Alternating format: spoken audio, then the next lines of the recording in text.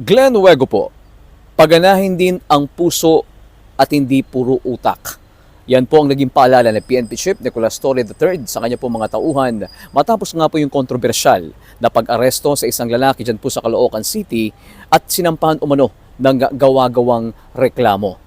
Iginiit po ng PNP Chief pakatapos po ng kanyang command conference na more than anything else, dapat daw po ay mangibabaw pa rin po yung humanity. Panoorin po ninyo ang panayam kay PNP Chief Nicolas Torre III.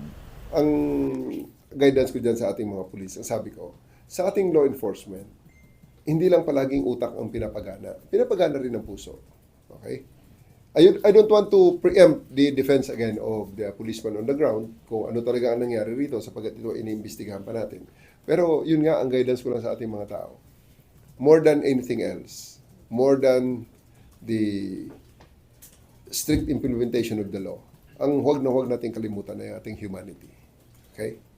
At kung sa tingin ko nga, sige sabihin na natin na talagang karakrus nga ang pagkahuli ng tao na yan. Kung totoo ang allegation na hindi nila pinatawag sa telepono para makatawag ng kapamilya, that is a very, very grave offense. That is a grave violation of human rights. Hindi ko ito tolerate yan. Aasahan nila yan. We'll give them the full force of the law. Pag yan ay mapatunayan na may hinuhuli dyan sa ating mga kababayan na inkomunikado ang ginagawa ng ating kapulisan, reklamo ka agad yan. Hindi ko ito tolerate ang ganyang gawain.